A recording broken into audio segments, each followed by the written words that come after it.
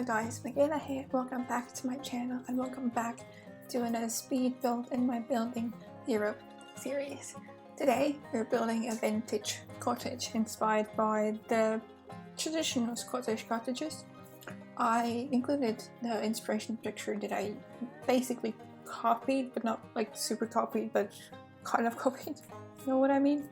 In the beginning of the video.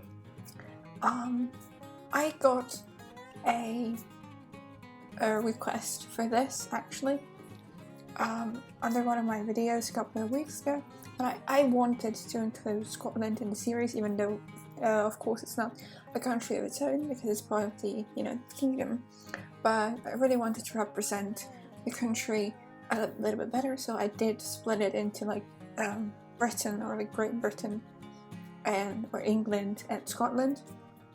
But I initially wanted to make a castle, but I quickly abandoned that idea because I'm not really into big builds like that, so I decided to go for this when I got the suggestion. So thank you to the person who suggested it. If you're watching, thank you, and I hope I did it justice what you wanted for me, because I'm not really familiar with the vintage style. It's a little bit new to me, so I was struggling a little bit, to be completely honest, so I hope it looks good for you.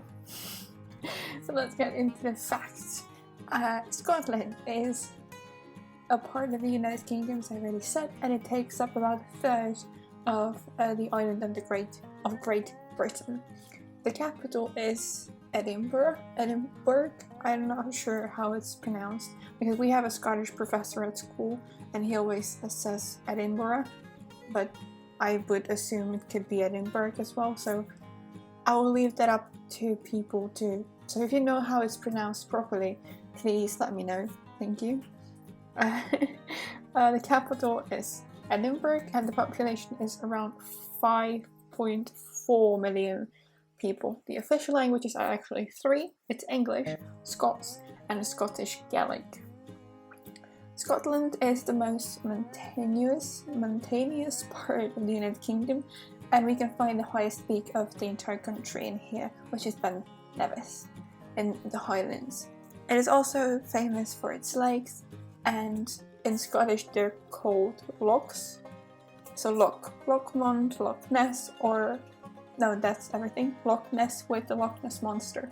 Very famous myth that is surrounding this little lake. It's actually one of the deepest lake in Scotland, so it's not that little. The climate is highly influenced by the Gulf Stream as the entire island, and it has a mild and fairly humid weather with very frequent changes. So in an hour you can have everything from sun to snow, so it's crazy.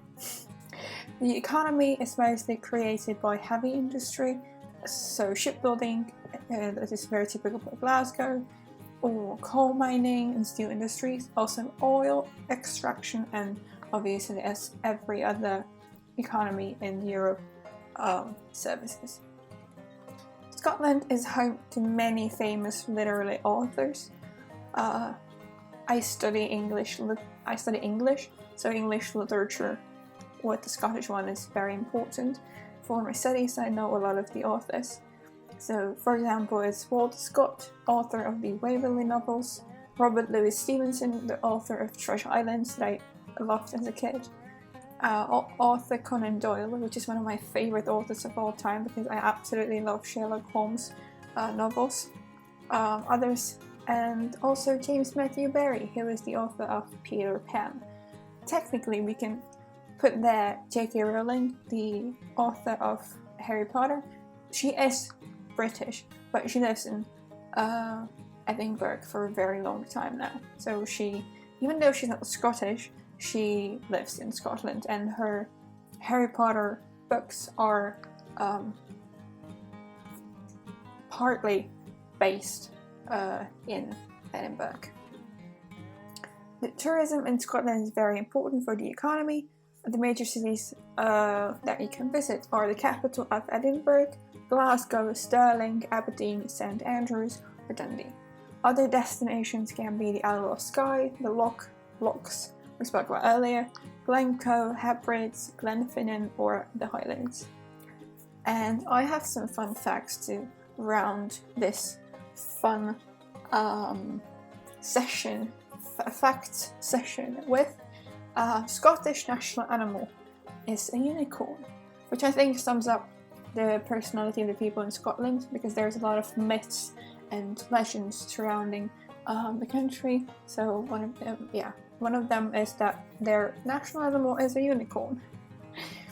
It is famous for its single malt whiskey called Scotch. Very, very, favorite, not favorite, I don't know, whatever. Very liked around the world, so that's a very important thing they make and they sell. It is the country of islands. There are more than 900 of them off the shore of the country. Scotland has one of the highest proportion of redheads in the world. The global proportion is around 2%. Here it can be from 6 to 13, which is, if you compare it to the global ratio, it's huge. Scotland is the home of golf and the home to one of the fiercest and most heated rivalries in the world of football between Glasgow teams of Celtic and Rangers. And last but not least, you can take the shortest commercial flight here that is approximately 1.5 miles long, which I think is a little under a kilometer. Again, it's mainly because of all the islands, so you have to you can't really get by a boat. You have to fly for like a minute or something like that. So it's very short. That's it about the facts that I have for you today. So let's just talk about the build. I actually did furnish this house twice, because for the first time I was not really happy about how it turned out, and so I wanted to do something different. So I went with this. The suggestion, suggestion was to make a modern vintage interior. Now, I have no idea how vintage looks. I did a lot of research, but I still think I didn't get it quite right, so I'm sorry. But I tried. Okay, I used some of the new items that we got last week with the Let's Game update, because they are so awesome, and I thought they kind of fit into that modern vintage vibe. I have no idea. I can't be the judge of that. I can't say if I did an okay job or not. So I'll let you guys be the judge of that. So I made, it's fairly small, fairly straightforward. So it's a living room, kitchen, and I made the sleeping area open. So I initially had a bedroom in there, but I decided to keep it open because it's kind of like a studio area. And I really love the landscaping outside. I really had so much fun doing the outside of the build. This one, I kind of like how it turned out, but still I'm not sure I nailed the style entirely, but I hope I did. But I had fun doing it, so even if I didn't, I had fun and I enjoyed it. So I played with the platforms again, obviously, because I love platforms. I haven't used them quite a bit lately, but I wanted to try them out again. So here is the bedroom. I put a fireplace in here. I used the update closet by Peacemaker, and I absolutely love the items. I can't wait to use them more in the future because they are absolutely gorgeous and amazing, and I love them. So